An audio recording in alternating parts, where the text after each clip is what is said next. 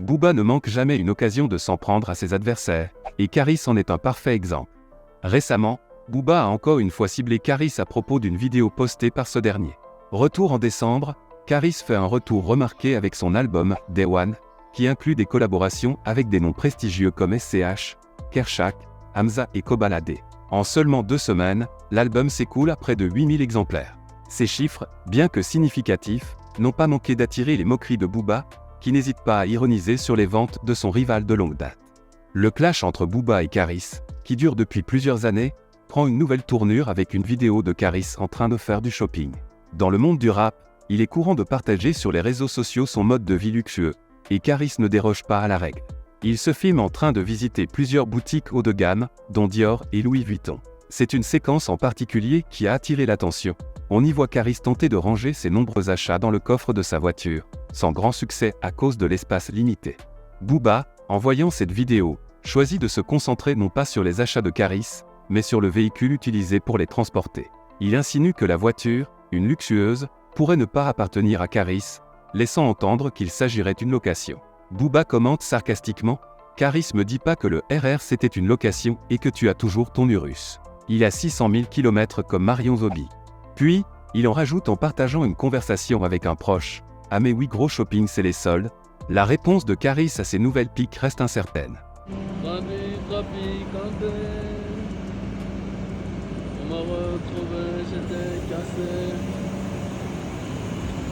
Luna, t'en penses quoi? Oui, c'est une jolie voiture? Oui, C'est une jolie voiture? oui, C'est une jolie voiture? non, C'est une jolie voiture? oui, La voiture est jolie? oui. Calmate. Calmate, poto. Dada's got a new toy. Maes, le rappeur originaire de Sevran, est au cœur de l'actualité musicale et médiatique avec son récent message adressé à Booba, ainsi que ses annonces concernant son prochain album.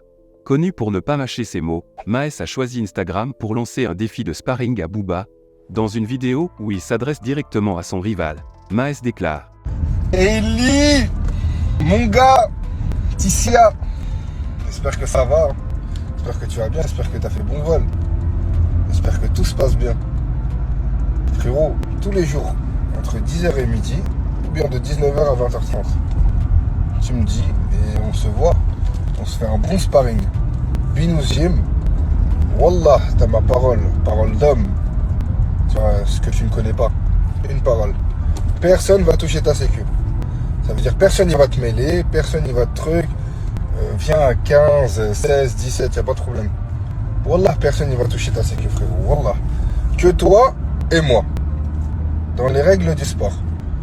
Je t'ai acheté des gants. Je t'ai acheté des protège-dents. Je t'ai acheté un casque de boxe. Je t'ai même acheté un casque de moto si ça suffit pas. On peut pas faire plus.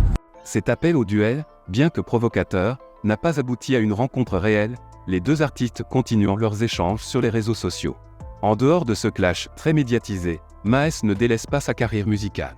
En mars dernier, il a enrichi le paysage rap français avec Omerta, un album de 21 pistes comportant des collaborations avec des noms tels que Gazo, Kobalade, Niska, Morad, Gims et Ken Sameh. Cet album a confirmé sa place parmi les artistes influents du rap français. Mais Maes ne s'arrête pas là.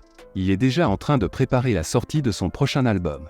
Sur Instagram, il a partagé une capture d'écran de ses notes, révélant que ce nouveau projet, intitulé « La vie continue », est achevé à 90%. Cet album promet de captiver les fans avec 16 pistes et 5 collaborations.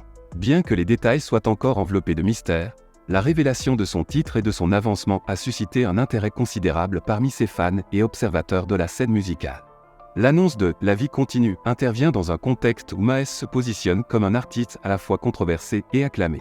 Son engagement à rester actif sur la scène musicale, malgré les distractions et les rivalités, témoigne de son dévouement à son art et à ses fans. Avec la sortie imminente de ce nouvel album, Maes s'apprête à ajouter un nouveau chapitre à sa carrière déjà impressionnante. Reste à voir comment cet album sera accueilli et quelle influence il aura sur la trajectoire déjà remarquable du rappeur de Sevran. Le monde du rap français est en effervescence avec l'annonce imminente de la sortie d'un projet commun entre Kobalade et Zola. Cet événement, très attendu par les fans, marque une collaboration significative entre deux artistes de renom. Pour faire monter l'excitation autour de ce projet, les deux rappeurs ont accordé une interview exclusive à l'émission Le Cob, où ils se sont livrés à cœur ouvert. Zola, après une absence remarquée de plus de 2 ans, a fait un retour fracassant sur la scène musicale avec son dernier opus, Diamant du Blair, son 3e album. Cet album, qui a vu la participation d'artistes tels que Tiakola et Damso, a été bien reçu, confirmant le statut de Zola dans le paysage français. Malgré une année 2023 difficile, marquée par le décès de sa mère, Zola a continué à se consacrer à sa passion pour la musique. C'est dans ce contexte qu'il annonce la sortie d'un projet collaboratif avec Kobalade, créant la surprise étant donné leur tension passée. Les rumeurs de mésentente entre les deux artistes étaient bien connues du public, mais cette collaboration vient briser ses idées préconçues. Comme l'a souligné Zola, c'est ça aussi le rap français. Il y a des guerres, mais aujourd'hui c'est l'union. Et préparez-vous parce que ça va être chaud. Cette déclaration témoigne d'une maturité et d'une évolution dans leur relation.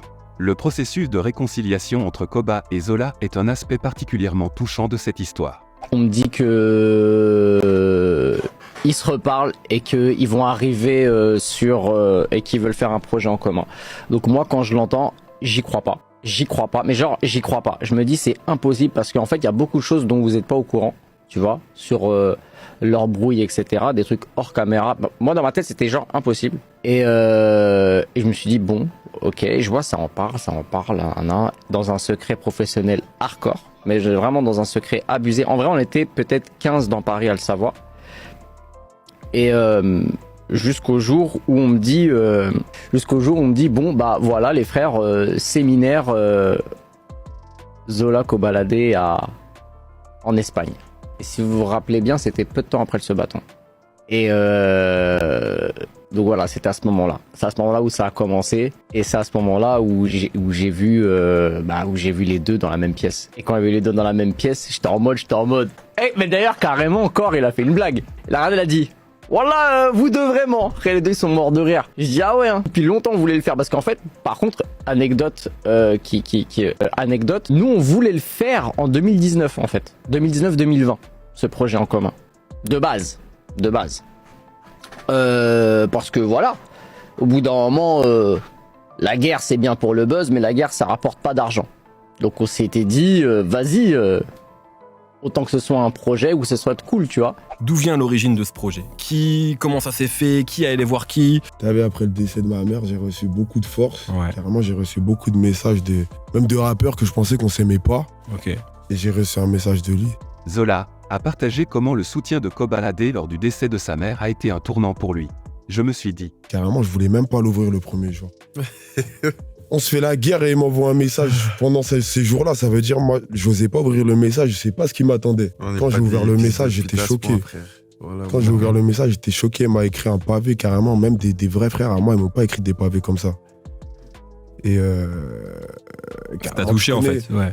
En fait, au début, je vais pas te mentir, moi, je me méfiais. C'est Koba Zola, tu vois ce que je veux dire? Moi, j'ai mis du temps. Même après qu'on ait discuté, tu vois, quand on a dû s'asseoir autour d'une table et discuter du projet, avant même ça, je lui ai demandé à ce qu'on discute et qu'on s'explique et qu'on mette tout à plat. Il a dit avoir été vigilant au début, s'assurant que les paroles de Koba ne contenaient pas de pique à son égard.